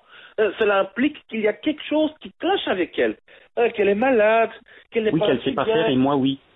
Voilà, en plus, voilà. Bien sûr. Et qu'elle doit, qu'elle a besoin de temps pour guérir, pour se réparer, t'es pas assez bien. Oui, c'est ça, ça veut dire ça, oui. Quelque part, ça implique, voilà, j'ai de la pitié pour toi aussi. Enfin, il y a trop de choses brisées là-dedans, trop de choses cassées. C'est quelque part, c'est même morbide quelque part. Ici, aussi un exemple. Selon moi, elle cache ce manque affectif, ses peurs par de l'amitié, donc avec moi, mais aussi avec d'autres amis. Jay, j'espère que tu lui as pas dit ça.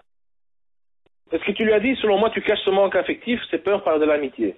Bah, je lui ai fait comprendre, oui. Ah, non. Mais tu vois, je suis quelqu'un de sincère, je le dis ce que je pense. Oui, c'est ne faut pas, mais je le dis, voilà. Bah, faut pas confondre sincérité avec, ça aussi c'est très dur, c'est d'être sincère et en même temps respectueux.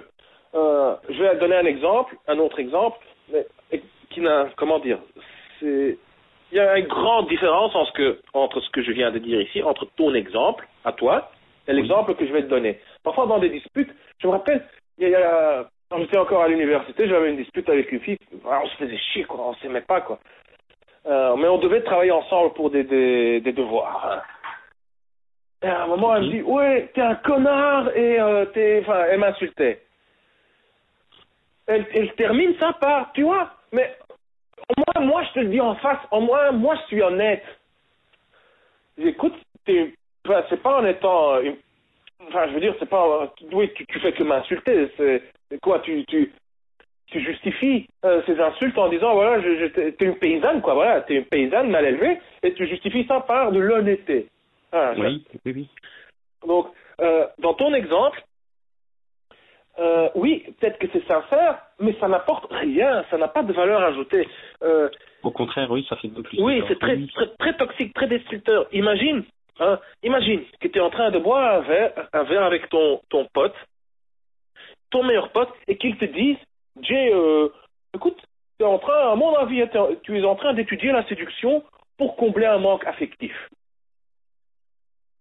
Écoute, peut-être que c'est vrai, peut-être que c'est pas vrai, je ne sais pas, enfin, mais, ok, d'accord, et alors, ce message, il sert à rien, quoi. Comment est-ce que tu te sentirais si ton pote te dit ça? Tu es en train d'étudier la séduction pour combler un manque affectif. Sincèrement, je ne sais pas comment je le prendrais, mais moi, par rapport à ce que j'ai pu lui dire, c'était, je justifiais ça par le fait de ne pas vouloir être son ami, parce que, pour moi, c'était vraiment ne pas l'aider à se reconstruire, ou à la freiner dans cette reconstruction qui est inévitable. Voilà. Encore, ça, c'est le deuxième exemple.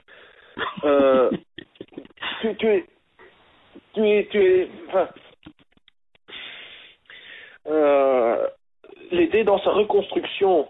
Est-ce qu'elle-même, elle est venue vers toi, te demandant de l'aide? Non, elle a rien demandé, bien sûr. Ah, donc là, déjà, tu te positionnes comme guérisseur. Voilà, je vais t'apporter de l'aide, je vais t'aider à te reconstruire. Oui, c'est vrai, tu as raison. Je suis ton thérapeute. Ceci implique, il y a quelque chose qui cloche avec toi, tu es démoli, tu es détruit, tu es cassé.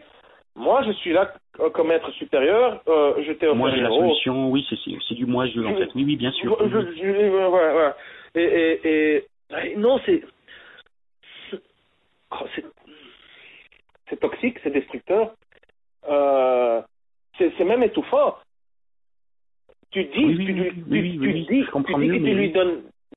que tu lui donnes le temps et l'espace nécessaire pour se reconstruire, mais justement en te positionnant déjà comme guérisseur, en essayant sans sa demande de l'aider, déjà là tu limites son espace.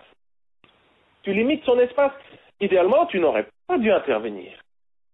Intervenir. Vrai. Tout simplement, tu la vois, elle te plaît. Point, basta. Voilà, ça c'est une option. Voilà. Je veux pas être ton ami, point, basta, fini. Mais clairement, définitivement, et surtout définitivement. Définitivement, pas à moitié, quoi. Pas oui, mais il y a des exceptions. Hein. C'est fini entre nous. On n'est plus amis. Je me casse à jamais. Mais, écoute, si tu veux, on se revoit demain. Oh non. Donc effectivement, oui, très clairement. Et tu as le droit même d'être très égoïste, quoi. Bien sûr. Ça marche pas. Oui, et elle a vécu une relation très toxique. Elle est traumatisée. C'est pas obligé. Tu n'es pas obligé de l'aider, quoi. Je veux dire, toi aussi, tu as des besoins. Non, mais elle ne peut pas satisfaire ses besoins, elle ne peut pas satisfaire ses besoins. Fini. Au revoir, bye. Non, mais Désolé, tu as raison, hein, je comprends, puisque comme un toxicomane, par exemple, s'il ne manifeste pas la volonté de s'en sortir, tu as beau le mettre même de force dans une cure, il s'en sortira pas, parce qu'il n'a pas cette volonté. Et c'est vrai que là, je me suis placé en guérisseur, effectivement, tu as raison, sans qu'elle en manifeste le besoin ou l'envie. Et puis, oui, donc forcément, c'est destructeur, c'est très toxique, oui, ça forcément. Oui, à la base, c'est les mêmes dynamiques, les mêmes mécanismes, oui. Mais bon, je l'ai pas perçu comme ça, mais c'est vrai que tu as raison. Mais oui, la comparaison est un peu, comment dire, osée, quoi, dangereuse. Donc, non, mais c'est le même mécanisme, hein, donc. À la base, oui. Quelqu'un qui n'a pas besoin d'aide, et tu viens lui apporter de l'aide quelque part, ça implique. Je suis qui pour ça? Tu es qui et quelque part c'est une attaque, surtout par rapport. Oui, c'est par rapport à elle. Parce que quelque part, c'est comme si je lui disais que c'est une grosse merde, hein, excuse-moi l'expression, qu'elle ne sait pas faire, qu'elle s'est plantée, mais que moi je suis la solution à tout. Oui, voilà. En quelque sorte, c'est ça, oui. Voilà. Tu es cassé, je viens te réparer. C'est clairement ça, oui. Je ne l'ai pas perçu comme ça, mais c'était pas cette intention-là. Mais c'est vrai que c'est ça. Oui. Voici un autre petit exemple qui entre dans la même catégorie. Je vais devoir faire très vite parce que... Oui, on a presque fini, donc on a fini, oui. Il ne reste plus grand-chose. Je veux juste terminer avec ces deux exemples. Tu dis, qu'en temps normal, l'exemple du baiser, tu l'aurais embrassé, mais tu ne l'as pas fait. Parce que tu respectais cette peur d'être à nouveau touché par quelqu'un. Oui, je voulais pas qu'elle voie ça comme un viol, finalement. Enfin, je le traduis comme ça, mais un peu grossièrement. Hein. Mais c'était ça, oui. Oui, comme tu l'as dit avant, du tac au tac, tu aurais dû le faire. Tu sais toujours réparer les dégâts. Ça aurait été même mieux, quoi, d'avoir essayé. Oui, c'est vrai. Et là, à la fin, moi, je préfère terminer sur des notes positives, donc je ne sais pas pourquoi j'ai construit ici mon texte de cette façon-là, mais voilà, on termine par le coup de grâce. Là, quand j'ai lu ça, je me suis dit, aïe, ne fais plus ça, quoi. Dans le futur, ne fais plus ça. Tu ne lui demandais que de rester à tes côtés, lui offrant tout le temps l'espace pour réapprendre à aimer, à la seule condition qu'elle ne laisse espérer ou approcher aucun autre homme. Oui, c'est une forme d'engagement de voilà. Si un mec qui la courtise, qu'elle lui fasse comprendre que voilà, elle n'est pas dans une logique de se laisser approcher, en fait, draguer, qu'elle a quelqu'un, en fait, comme si elle avait quelqu'un. Voilà, c'est curieux, mais voilà, c'est. Oui, non. Donc là, déjà, écoute, tu lui demandes que de rester à tes côtés, lui offrant tout le temps et l'espace pour réapprendre à aimer, à la seule condition qu'elle ne laisse espérer ou approcher aucun autre homme. Donc en fait, tu ne lui donnes pas le temps et l'espace, parce que tu lui demandes de ne pas se laisser approcher par des autres hommes. Et déjà, il n'y a encore eu rien entre vous, rien d'intime, rien de sexuel, concrètement, pas de bisous, même pas de bisous, quoi. Oui, et déjà, tu te montres quelque part, jaloux, peureux, possessif. Allez, imagine, Jay, que je te dise à toi, Jay, écoute, on a eu cet appel, à mon avis, assez intéressant, assez riche en informations. Et écoute, je te donne tout le temps l'espace nécessaire pour te développer, pour apprendre. Mais en fait, j'aimerais que tu ne lises pas d'autres sites et d'autres blogs sur la séduction. Imagine que je te dise ça. Je peux plus répondre à ça, c'est trop fort. Non, mais c'est vrai, c'était... Comment dire ça? C'était une forme d'engagement qui est destructeur et toxique. Oui, c'est encore une fois. Oui. Écoute, moi, je vais traduire ça de façon constructive. Je dis, écoute. Mais c'est même rabaissant pour moi parce que ça montre que c'est comme si j'avais pas confiance. Exactement. Tu as peur de la perdre. Tu es possessif. Voilà. Possessif, jaloux. Enfin voilà, tout ça. Oui, c'est ça. Moi, mes copines, sérieux. Donc j'ai une femme, j'ai un gosse et j'ai des copines autour. Hein? Et quand j'ai des copines, on couche ensemble, quoi. On se comprend, oui, bien sûr, oui. Et elles partagent beaucoup de choses avec moi. Leur histoire de cul, je ne sais quoi, enfin, c'est fou. Et je vais partager ça dans mes futurs podcasts. Mais il y a un truc assez fou qui se passe, et tout simplement parce que je leur donne la liberté et l'espace. Elle rencontre des mecs, alors je pose des questions, ça s'est passé comment, essaye, ah bah non, oui, mais me plaît pas trop. Moi je lui dis, mais vas-y, fonce, ce mec te prête plus d'attention, c'est ce dont tu as besoin. Oui, il n'y a pas la Oui, tu as raison. Donc je fais l'inverse, donc je les stimule à être actifs sur le marché de l'amour, pour l'appeler ainsi. Mais tu peux dire, oui, toi c'est facile, t'as une femme, t'as un gosse, t'as une vie de famille, t'as d'autres copines, donc t'es pas en manque. Oui, effectivement, mais même en étant, supposons que je sois vraiment célibataire, et je n'ai personne, que je suis à sec, quoi, hein, que je n'ai que mon ordi et ma main droite et Madame 5 pour satisfaire mes besoins. Même là, j'agirais de la même façon. Dans le passé, c'est comme ça que j'ai agi. Donc, oui, bien sûr. Oui, je peux être jaloux, bien sûr, mais je reconnais ça comme la jalousie et j'assume. Je dis, voilà, je suis jaloux, et effectivement, j'ai peur de te perdre, mais ça, c'est mon problème. Écoute-moi attentivement, encore une fois, tu fais ce que tu veux. Hein. J'ai peur, je suis jaloux, mais c'est ma responsabilité. Je comprends tout ce que tu me dis. Voilà la nuance. Voilà la nuance. Donc, je ne dis pas, voilà, je te donne la liberté, mais à une condition. Si tu donnes la liberté, tu poses pas de condition. Aucune. Bien sûr. Oui, bien sûr. Oui. Si elle veut faire un partout, un gangbang. Eh ben, elle le fera et c'est tout. Ah, oui.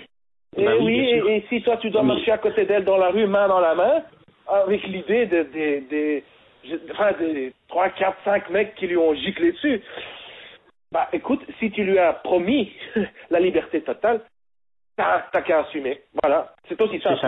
Oui, c'est ça, tu as raison. Mais là, moi, tu sais, avant notre conversation aujourd'hui, concrètement, j'allais te dire, que dois-je faire maintenant? Mais là, en terminant de cette conversation, jusqu'à ce point de la conversation, j'ai envie de dire, déjà, j'ai pas été, ça me donne l'impression pas que j'ai été un salaud, mais que j'ai pas été correct avec elle et pas diplomate du coup, alors que les intentions elles étaient sincères et nobles. Oui, c'est ça. Mais du coup, ça me donne l'impression presque d'avoir été un salaud et qu'il faut que non, pas du tout. Non, mais ça me donne cette impression-là et qu'il faut que je next.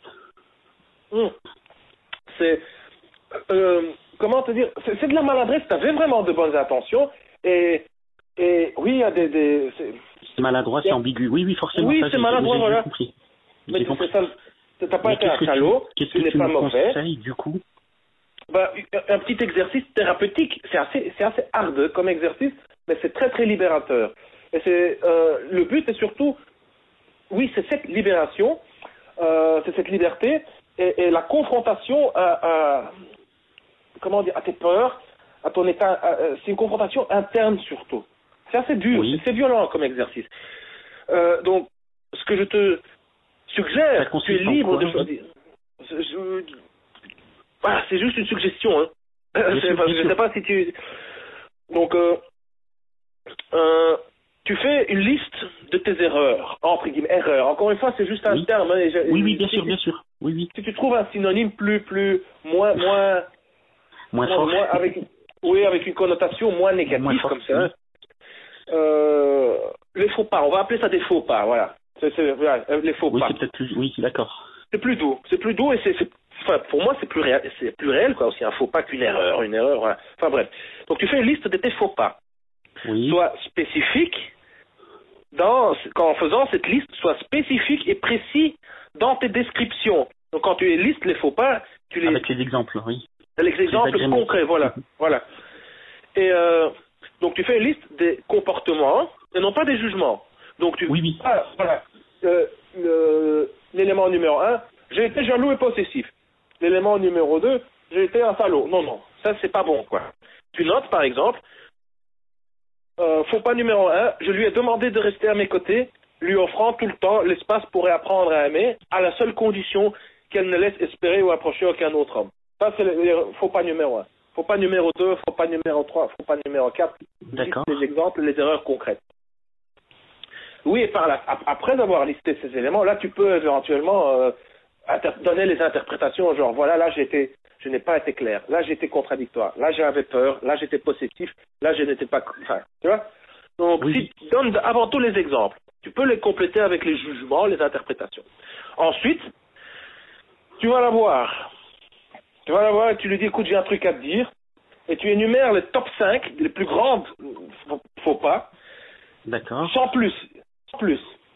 Là, tu les énumères. Tu dis, voilà, je fais ceci, je fais cela. Point numéro 3, point numéro 4, point numéro 5. Et je veux sincèrement m'excuser pour toi. Je regrette. Sincèrement. Et c'est tout, tu t'en vas ensuite. C'est tout. D'accord. Tu lâches littéralement prise. Oublie cette fille, voilà, c'est un passage, c'est une expérience.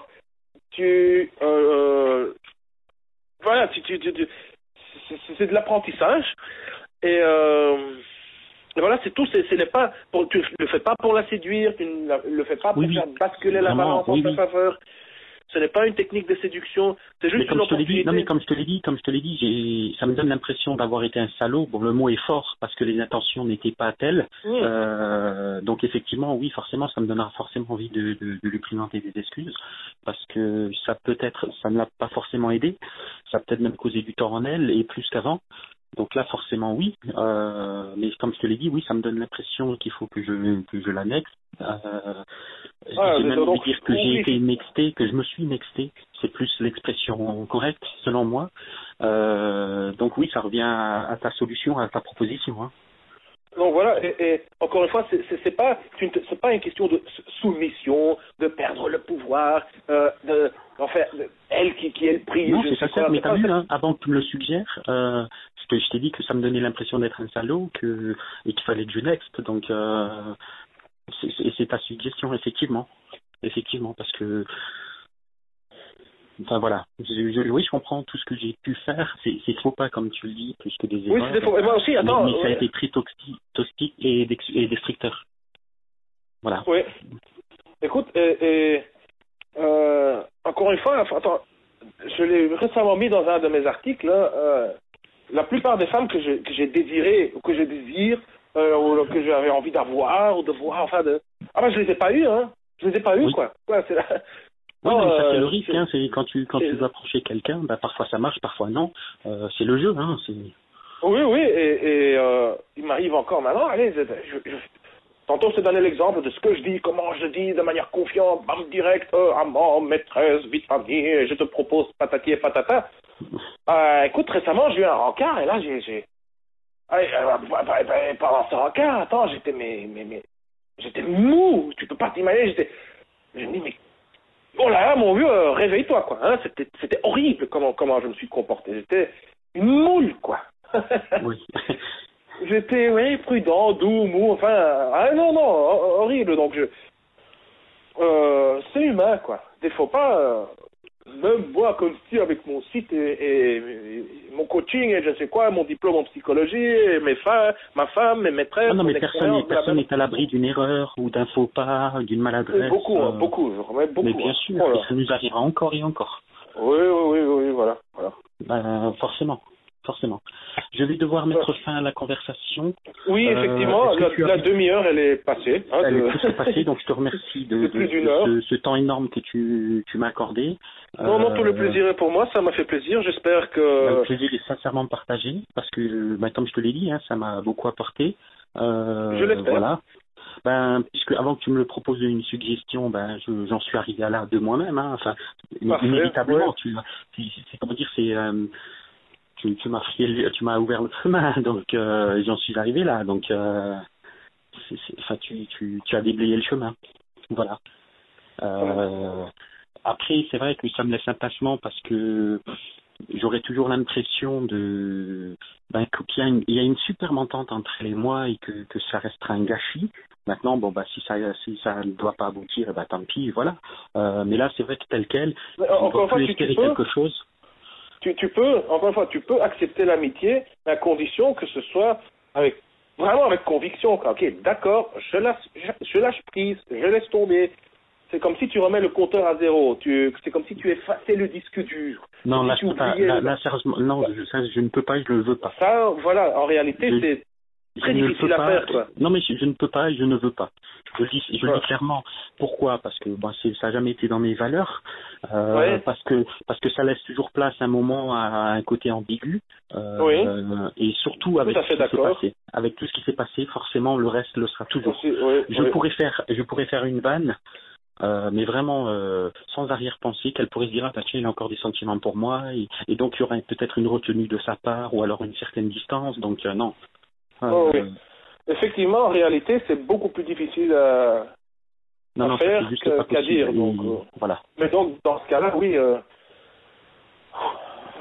vraiment lâcher prise, l'oublier est un grand mot, mais quoi, oui, nexter, comme on dit. Nexter, voilà, c'est ça. Et après, ce qui doit arriver arrivera, parce qu'on ne sait jamais ce que nous réserve demain, mais c'est vrai que là, tel quel, oui, ça ne laisse plus rien à espérer, parce qu'elle a déjà pas marqué forcément plus, elle n'a pas réellement fait un pas. Et parce que j'ai fait pas mal de bourdes, donc voilà. Oui, et, pour parler en termes économiques, tu as fait déjà tellement d'investissements et tu vois comme le retour est minime, quoi. Enfin, non, ça c'est une comparaison très maladroite aussi, donc. Non, mais c'est vrai. Ça vaut plus la peine d'investir, quoi. Oui. Voilà, c'est ça. À un moment, c'est elle qui doit s'investir. Si elle le veut pas, c'est next, c'est foutu, voilà. Et comme tu le disais à un moment dans ton ouvrage, on n'a qu'à y gagner. On ne perd rien finalement. Soit on est au courant et on le sait, on est fixé, on a gratté le ticket de tac au tac et on sait qu'on a perdu. Soit on a gagné. Dans les deux cas, on est gagnant. Ouais. Oui, c'est ça. Donc à chaque chose, malheur est bien. Et bon. Moi, c'est pour ça que j'aime. C'est juste un mot, l'approche directe. Est-ce mieux que l'approche indirecte? Pas nécessairement, hein, mais souvent c'est plus rapide, quoi. Oui, souvent c'est plus rapide. Mais bon, ça c'est un tout autre débat, c'est pas le moment. Enfin voilà, on en reste là. On a dépassé le temps de plus d'une heure. Oui, clairement. Donc, je te remercie vraiment pour tout ce temps, cet investissement, cette implication. Vraiment, ça me va droit au cœur. Voilà, n'hésite pas à me recontacter si tu avais des questions ou un projet. D'accord. Voilà. Je me ferai une joie d'y répondre favorablement. Mais sincèrement, n'hésite pas non plus de me tenir au courant par email. Merci de ta collaboration. Et surtout, tiens-moi au courant, d'accord? Tiens-moi au courant par email. Merci beaucoup, Consti. Bonne journée à toi. Excellente journée à toi. Ciao, ciao. Au revoir. Merci. Cher auditeur, voilà. Si tu es arrivé jusqu'ici, alors je te félicite de ta patience et de ta persévérance. Bravo et merci. Et encore une fois, laisse-moi ton feedback en dessous de ce podcast dans les commentaires sur le site du Coach Drag Podcast. Si tu étais le coach en séduction de Jay, quels conseils lui donnerais-tu? Et comment pourrais-je améliorer ce format de podcast? Comment pourrais-je améliorer la prochaine consultation téléphonique et l'enregistrement de cette consultation téléphonique? Voilà, c'est tout pour aujourd'hui. Merci d'avoir écouté le Coach Drag Podcast. Je suis Consti de coachdrag.com et on se voit dans le prochain épisode. Bonne drague!